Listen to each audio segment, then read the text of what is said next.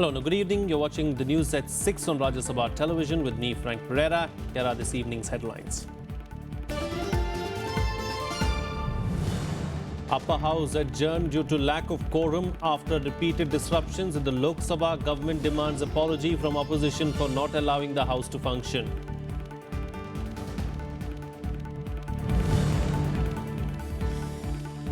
Former Prime Minister Manmohan Singh calls note ban a mammoth tragedy. Government hits back at Congress Vice President Rahul Gandhi for claiming he is not being allowed to speak in Parliament.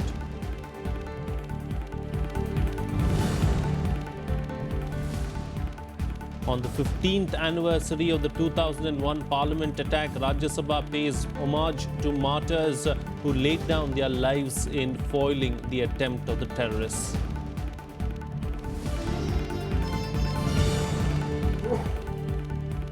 And South Korea's lawmakers impeach President Park Geun-hye over corruption scandal. If vote is affirmed by country's constitutional court, Park will be the country's first elected leader to leave office in disgrace.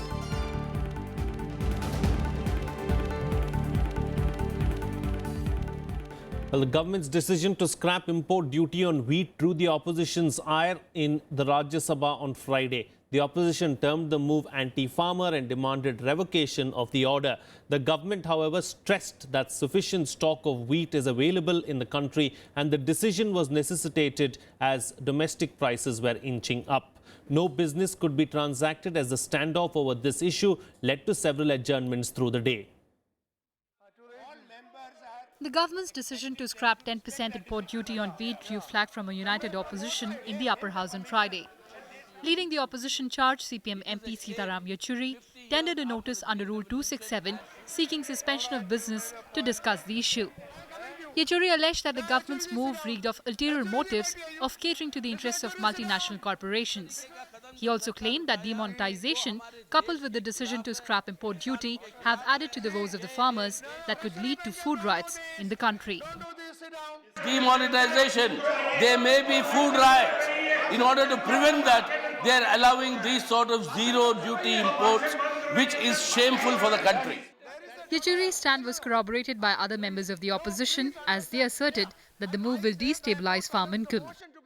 The farmer has no cash for pesticides, the farmer has no cash for fertilizer, and you are telling the farmer, forget you, I am going to import the wheat. सरकार से कहना चाहता हूँ, ये गंभीर मामला है, इसको वापस करिए और कोई ऐसा संकट नहीं है। अभी संकट जो आप खुद ही कह रहे हैं कि सरकार को इस मामले में किसानों का मामला है, क्यों बाहर के किसान को आप बाहर का वीट लाना चाहते हैं? सरकार की जिम्मेवारी बनते ये जो फैसला लिया है और माननीय सभापति जी जो आपने कहा कि सरकार को इसको एग्जामिन करना चाहिए, इसको एग्जामिन करके दोबारा इसको पुनर्विचार करना चाहिए, नहीं तो किसानों का बड़ा भारी नुकसान होगा। जो भारत के किसान हैं कोई खरीदने वाला नहीं होगा और ये सरकार किसानों की बात करती है और किसान की हालत ये है कि नोटबंदी की वजह से वो कोई सामान खरीद नहीं पा रहा है, न बीज खरीद पा रहा है, न खाद खरीद पा रहा है। The chair, however, disallowed Yechury's notice but observed that the government may examine the matter. I will explain the delicate difference. Number one, I did not allow the motion to be moved. That is what I said. But I allowed you to speak and raise the matter. After hearing you, I said I am not allowing the motion to be moved, but I also observed that the government may examine it. The government sought to allay the concerns of the opposition by assuring that sufficient buffer stock of wheat was available in the country. Government also claimed that the decision will benefit consumers and that farmers' welfare will not be compromised. जब भी किसी चीज का दाम बढ़ता है, opposition के तरफ से हल्ला होना शुरू हो जाता है। हमने देखा है कि पिछले कुछ दिनों में जो गेहूं की कमी नहीं है, लेकिन गेहूं के दाम में कुछ वृद्धि के आसार होने लगे हैं और इसलिए एहतियाती तौर पर कंज्यूमर के दृष्टिकोण से हमने ये फैसला लिया है और ये फैसला कोई परमानेंट नहीं है। मैं किसानों की ओर से हमारे पूरे सदन के सभी साथियों को और देश के किसानों को आश्वस्त करना चाहूँगा कि हमारी सरकार की जो व्यवस्थाएं हैं कि मार्केट इंटरवेंशन से जब भी किसानों का माल अब MSP के नीचे चले जाते हैं तो हम मार्केट में इंटरवेंशन करेंगे। But the government's assertion failed to quell opposition's dissent. The Congress, SP, BSP and TMC members moved to the well-raising pitch against the government.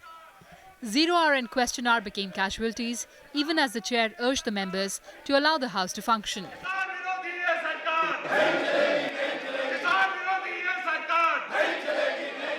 The notification to this effect was tabled by the Finance Ministry in Parliament on Thursday. It stated that the cut was to be effective immediately and with no end date. With inputs from Vishal Dhaya, Kriti Mishra, Rajya Sabha TV.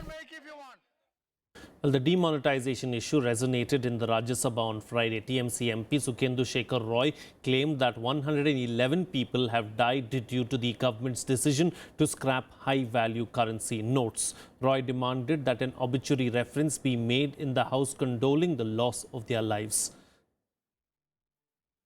I would also request the chair to another issue to take the sense of the House whether obituary reference should be made for the 111 people killed in the queue before the ATMs and banks.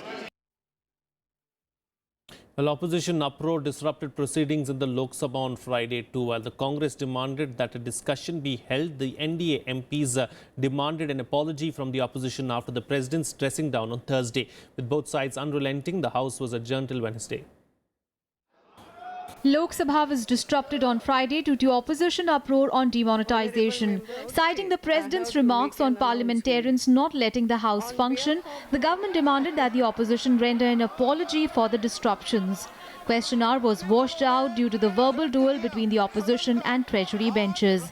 The opposition कह रहे हैं हम अभी तैयार हैं 16 दिन उन्होंने व्यर्थ किया सदन का आज महामहिम राष्ट्रपति जी को भी कहना पड़ा ये तरीका नहीं है जब मेजॉरिटी सदन में भाग लेना चाहती है ये सारे लोग कांग्रेस कम्युनिस्ट तृणमूल वो डिसरप्शन कर रहे हैं इनको देश के जनता से माफी मांगना चाहिए. The disruption forced repeated adjournments of the House. House stands adjourned to meet again at 12 o'clock. Before the House was adjourned for the day, Congress leader Mallikarjun Kharge said that they were ready for a discussion. We are requesting for discussion. We are ready for discussion on this demonetization issue and its repercussions. उससे जो लोगों को तकलीफ हो रही है, लोग जो परेशान हैं, उसके बारे में हम चर्चा के लिए तैयार हैं. अभी होना, इसी वक्त होना. The president had said on Thursday that Parliament is not a place for agitations and disruptions. With inputs from Pranav Goswami and Ravindra Shioran, Bureau Report, Rajya Sabha TV. Well, post-lunch business in the Rajya Sabha could not be conducted for want of quorum. The House shall now meet on Wednesday. The upper house of Parliament was adjourned on Friday and private members' bills couldn't be taken up owing to lack of quorum after repeated disruptions in the first half of the day. Congress leader Anand Sharma raised the issue in the House. Not the quorum is there, sir. So there cannot be any further discussion, sir. It's a futile exercise. चलाने में भी आपकी भूमिका है, house को adjourn करने में भी आपकी भूमिका है, और कोरम में भी आपकी भूमिका है, तीनों में है. Against the requirement of a minimum 25 members, 21 members were present in the House. As per rules, at least 10% members of the total strength of the House are required to be present. The sanctioned strength of the Rajya Sabha is 245.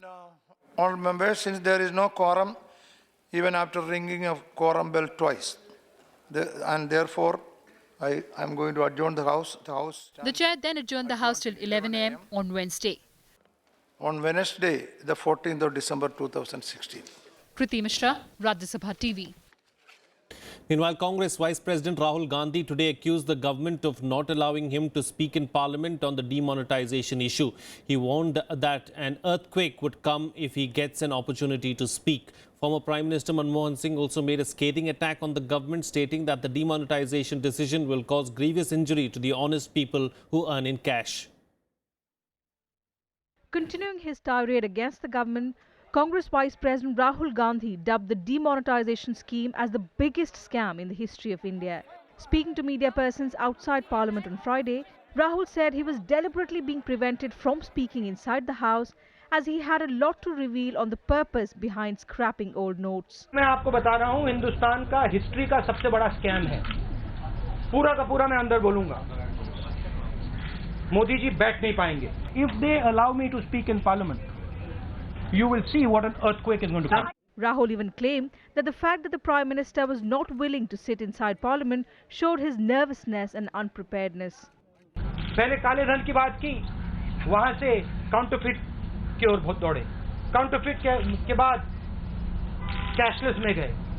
आइए अंदर आइए, बात करिए हमारे साथ, हम करेंगे बात, आप करेंगे बात, देश को पूरा पता चल जाएगा डिमोनेटाइजेशन क्या है, किसको इससे फायदा मिला, किसकी मदद हो रही है, किसका नुकसान हो रहा है और ये क्यों किया गया है।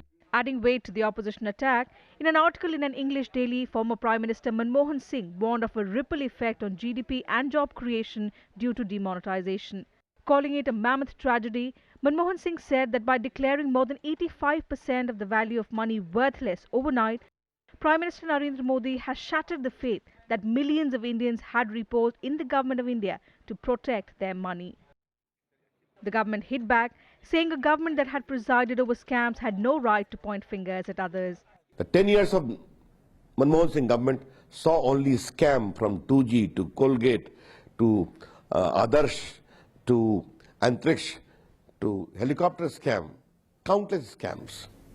Mr. Rahul Gandhi, under the pressure of the scams of your own government, you don't make accusing finger against Narendra Modi government. Come on, have a debate. Now even Honorable the President has appealed to all the political parties, appealed to the opposition more. And I would appeal to Mr. Rahul Gandhi, please see your family heritage and come for a debate. BJP leaders also accused the opposition of holding the parliament to ransom. 3 weeks into the winter session, and neither house has seen any significant legislative work due to protests against demonetization. Bureau Report, Rajya Sabha TV. Well, the Supreme Court today sought the centre's response on the issues pertaining to its demonetization move that came into effect on the midnight of November 8th. It also asked the government as to what measures are being taken to reduce inconvenience to the people. The Supreme Court asked the centre to respond by December 17th. The Supreme Court on Friday questioned the centre about the measures it had taken on the demonetization step. The court asked the government as to why district cooperative banks were not allowed to accept deposits in old currency notes. It also asked why the 24,000 rupees per day limit order was not complied with. In other queries, 9 in all, the top court asked whether the note ban decision was taken in absolute secrecy. Other questions pertain to the constitutional validity of the government's decision. Arguing for the centre, Attorney General Mukul Rohtagi told the court that the government had taken all the necessary steps to ease inconvenience of the general public. The court was hearing a batch of petitions challenging Prime Minister Modi's demonetization move. The court will resume hearing on the 14th December. In a related development, the government told Parliament that a decision has been taken to print plastic currency notes for which it had initiated procurement of the material. जो fake currency है उसको रोकना और जो currency हम जारी करते हैं उसको ट्रैकिंग करना, उसकी नंबरिंग और उसको, तो इसमें जो पेपर करेंसी है उससे प्लास्टिक करेंसी में आसान होता है, इसलिए प्रोसेस हमने ऑन कर रखा है. The Reserve Bank has been for long planning to launch plastic currency notes after field trials. Bureau Report, Rajya Sabha TV.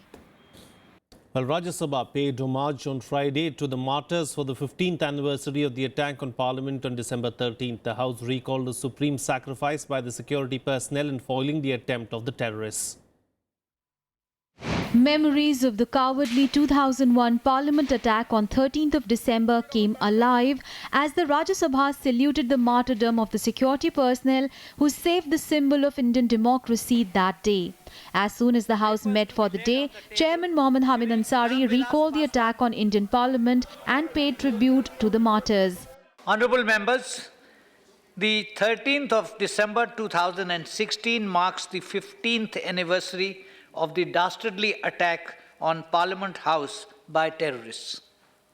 On this occasion, we recall the brave deeds of our security personnel, including 2 persons from the Parliament Security Service of the Rajya Sabha Secretariat, 5 Delhi Police personnel, and a woman constable of the Central Police Reserve Force who laid down their lives while preventing entry of terrorists inside the Parliament House building. A gardener of the CPWD and a camera person of ANI also lost their lives in the attack. The House condemned the terrorist strikes and reiterated its firm resolve to fight terrorism with determination. Members stood in silence as a mark of respect to the memory of those who lost their lives. The House joins me in paying homage to the selfless sacrifice of these persons and their dedication and devotion to duty. The occasion calls for unequivocal condemnation of growing menace of terrorism not only in our country but across the world, and the need for committed and concerted efforts to wipe out this scourge forever. We also reiterate our firm resolve to fight terrorism with determination and rededicate ourselves to protect the sovereignty and integrity of our nation. 5 security personnel of the Delhi Police, a woman constable of the Central Reserve Police Force and 2 security assistants of Parliament Watch and Ward Section died, preventing the entry of terrorists into Parliament House. A gardener and a photojournalist also lost their lives. Kriti Mishra, Rajya Sabha TV.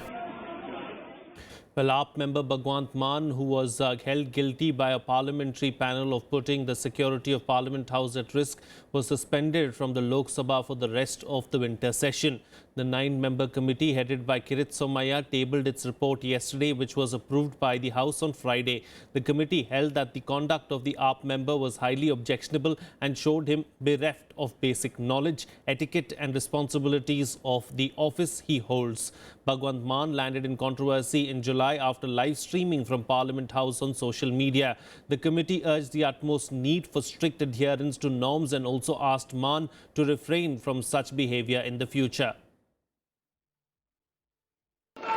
I beg to move that this House, having taken note of the report of the committee to inquire into the improper conduct of a member of Lok Sabha, accept the findings and recommendations of the committee that Sri Bhagwant Mann, Member of Parliament, has committed a highly objectionable act which is unbecoming of a member of the House, and that he may be suspended from the membership of the House for the remaining period of the current session, that is the 10th session of the 16th Lok Sabha.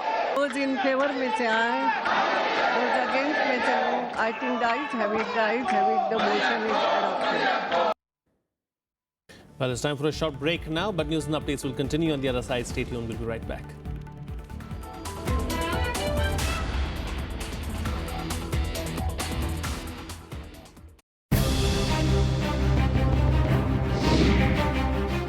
सरकार का गेहूं पर आयात शुल्क खत्म करने का ऐलान। विपक्ष ने बताया किसान विरोधी कदम। राज्यसभा में हुई तकरार।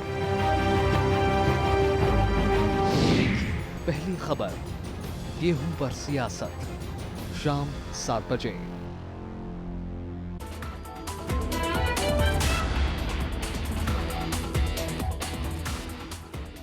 Welcome back. You're watching Rajya Sabha television. Well, former Air Force Chief SP Tyagi has been arrested in connection with the alleged irregularities in the VVIP chopper deal.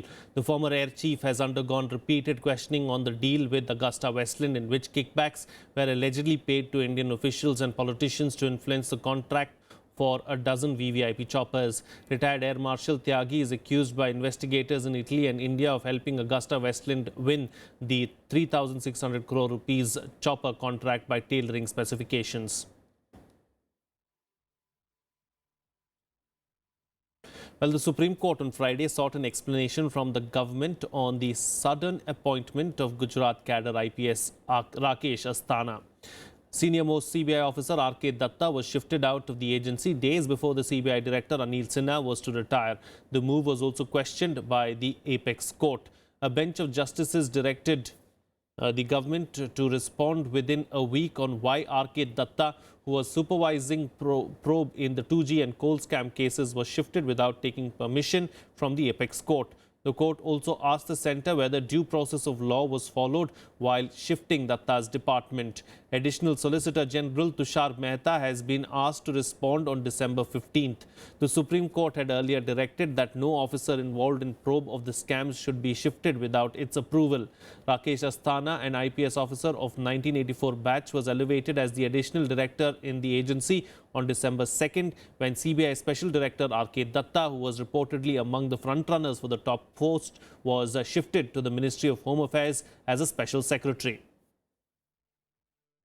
The Supreme Court has issued notice to the Government of India on the appointment of an acting director of the CBI, bypassing regular selection of a regular director by a committee consisting of Prime Minister, Leader of Opposition and the Chief Justice of India. They have also asked the government to respond as to how the government transferred the senior most officer of CBI, the Special Director R.K. Datta, overnight, just prior to the retirement of the previous director, to the Home Ministry by creating a special post for him, and thereafter have appointed a Gujarat officer, Mr. Rakesh Asthana, as the acting director. The government has to respond to all this by next Friday. Moving on, now 5 people were killed after an under-construction 7-story building collapsed in the area of Hyderabad on Thursday. 2 persons, including a minor, were reportedly rescued from the debris by the NDRF team. According to officials, several people are feared trapped under the structure. About 10 families, mostly labourers, were living in the building. The Telangana government has announced an ex gratia of 10 lakh rupees to the next of kin of those killed in the incident. Rescue operations are in full swing at the spot. Building एक pancake fashion में गिरी थी, तो इसलिए rescue work बड़ा carefully करना पड़ रहा है और अंडर कंस्ट्रक्शन बिल्डिंग है थी, फर्निशिंग हो रही थी उसकी, और अभी एक और शव दिख रहा है और 8 और लोग जो सूचना मिली है अभी भी अंदर ट्रैप्ड हैं, तो हमारी टीम रेस्क्यू वर्क पर लगी हुई है. Well, here's a roundup of the other national news and nationwide. The Supreme Court on Friday upheld the maintainability of appeals filed by Karnataka, Tamil Nadu and Kerala against the 2007 award of the Kaveri Water Dispute Tribunal. A 3-judge bench headed by Justice Deepak Mishra said all the appeals filed by the southern states against the tribunal's award are maintainable. The centre had asserted that the apex court had no jurisdiction to hear appeals against the award of the tribunal.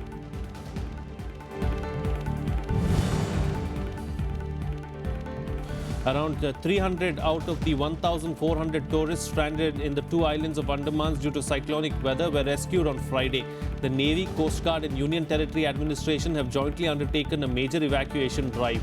2 Coast Guard ships are stationed at Havelock Island to evacuate the stranded tourists. 4 other naval ships were also pressed into service in the operation that began in full swing as the weather gradually improved. The Delhi High Court on Friday restored the copyright suit brought by international publishers against a Delhi University photocopy shop. The photocopy shop has been directed to maintain records of course packs photocopied and supplied by it and submit 6 monthly statements to the court. The bench, however, did not restrain the shop from selling course packs to students during the time that issues are finally settled through the trial process. Well, South Korean lawmakers on Friday voted overwhelmingly to impeach President Park Geun-hye over a corruption scandal. The vote now needs to be affirmed by the country's constitutional court.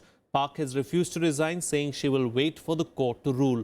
Her duties have been assumed by Prime Minister Hwang Kyo-ahn on an interim basis. If impeached, Park would be the country's first elected leader to be pushed from office in disgrace.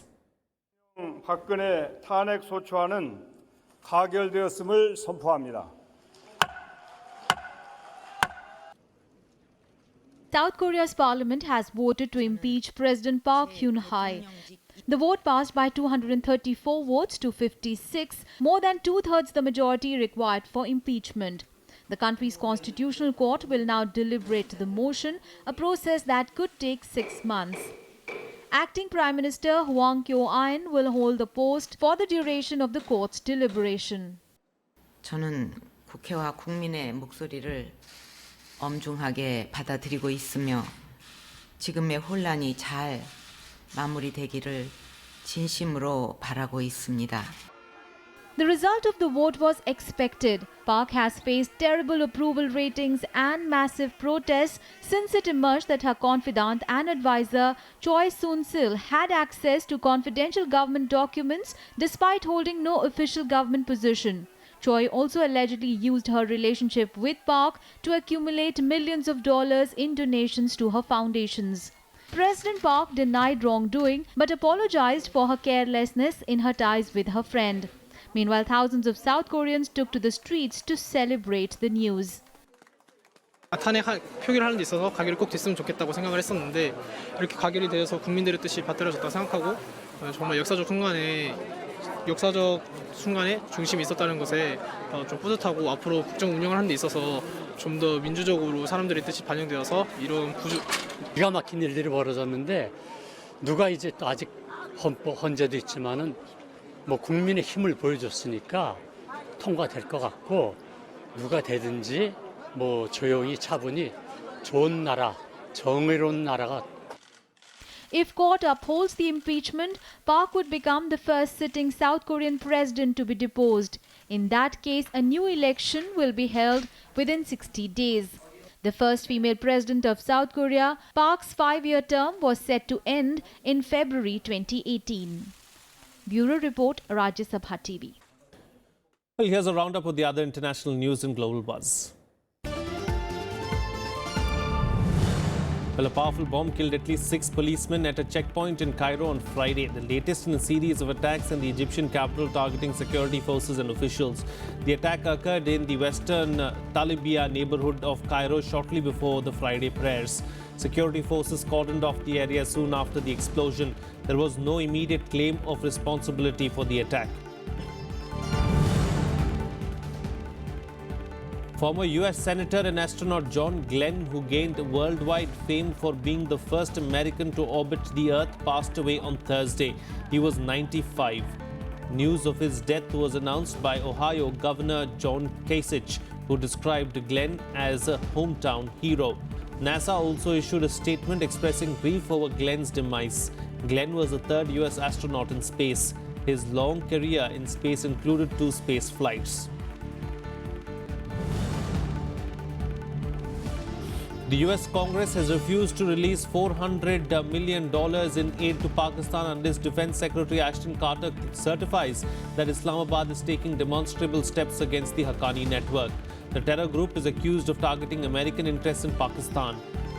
Passed by the Senate by 92-7 votes on Thursday, the 2017 National Defense Authorization Act improves 4 conditions on Pakistan to be eligible for the $400 million of the $900 million of the Coalition Support Fund.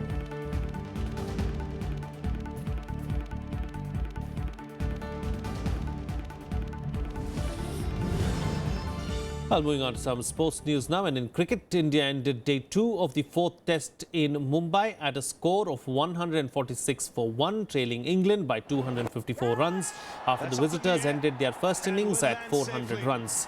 Murali Vijay and Cheteshwar Pujara led India's response with an unbeaten 107-run partnership for the second wicket after opener KL Rahul was bowled by Moeen Ali for 24 runs. Earlier, late assault by Joss Buttler helped England put up a big total. Buttler was involved in a 54-run 9th wicket stand with Jake Ball that frustrated the Indian bowlers. Well, that's it on this edition of the newscast. Of course, the news at 6. Stay tuned for the big picture on the other side.